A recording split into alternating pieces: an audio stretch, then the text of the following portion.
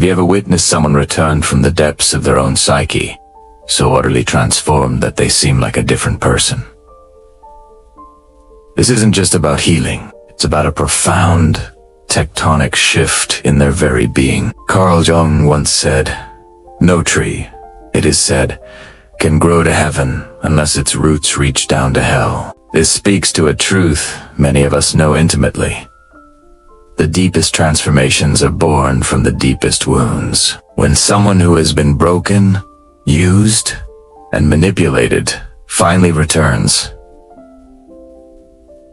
they don't just come back healed, they come back whole. And this wholeness is terrifying to those who built their power on the person's brokenness. Imagine a psychological earthquake. The ground of their being has been violently The person who emerges is not merely a patched-up version of their former self. They have been forged anew in the crucible of their suffering. Those who once exploited their kindness, their empathy, their willingness to please, are suddenly faced with a stranger. They try the old tactics: guilt-tripping, gaslighting, love-bombing, but these tricks no longer find purchase. It's like trying to plug a cord into a socket that no longer exists. The very circuits of the person's psyche have been rewired. The fatal error of the manipulator, the narcissist, the toxic individual, is their profound lack of vision. They saw the wound, the vulnerability, and mistook it for the entirety of the person. They mistook the temporary state of being lost for the person's true north. They never imagined that the very pain they inflicted could become the catalyst for a strength they could never comprehend. They fed on the shadow, never realizing that one day, the person would learn to integrate it and become its master. This journey often involves what's known as the dark night of the soul. It's a period of complete psychological collapse, a descent into the abyss, where everything you thought you knew about yourself and the world crumbles to dust. It feels like death. And in a way, it is. It's the death of the ego self, the false self that was constructed to survive, to please others, to avoid conflict. From these ashes, a new self is born, one that is resilient, steadfast, and This is not a self hardened by bitterness, but one clarified by truth. Jung spoke of integrating the shadow. The shadow is the part of ourselves we repress. The parts we are told are bad or unacceptable.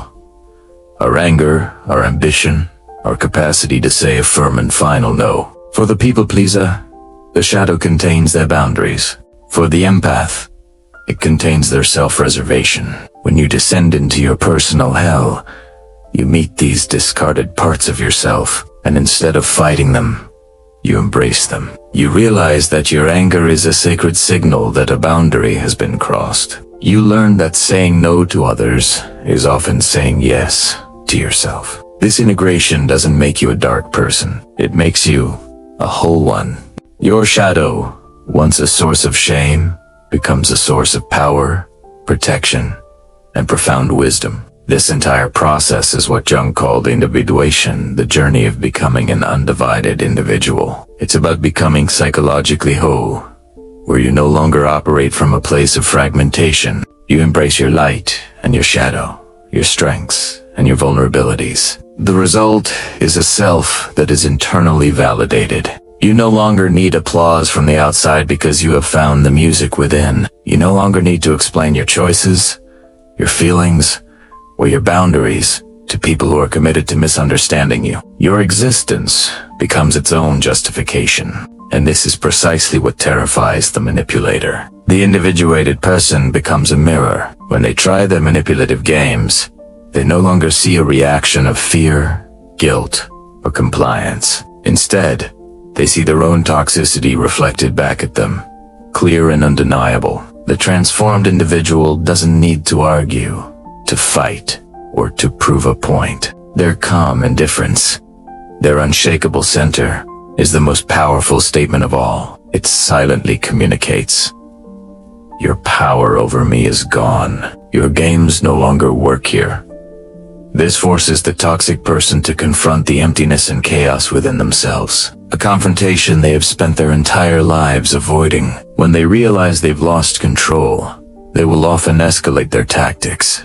They might launch smear campaigns, play the victim, or create drama. They are like a parasite frantically trying to reattach to a host that has become immune. But the individuated self is no longer a host. They have severed the parasitic link. They observe the chaos from a distance, not with malice, but with a detached understanding that this is not their circus, not their monkeys. Their peace is non-negotiable. The fear that grips those from the past is not fear of retaliation. It's the fear of it's the primal terror of losing access and control. They feasted on a person's energy, their light, their goodness. Now, that source has been cut off, not out of spite, but as an act of profound self-respect. The transformed individual has chosen autonomy. They have chosen themselves. Jung had a term for this phenomenon.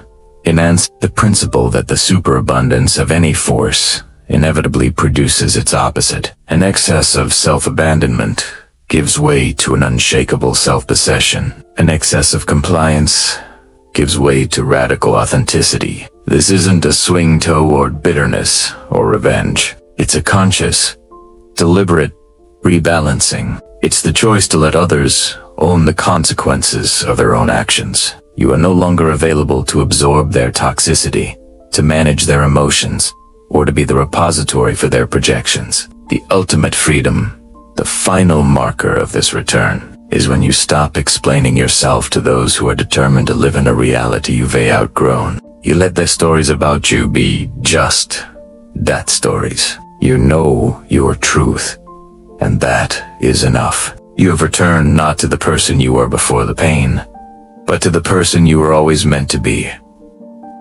This is not just a comeback.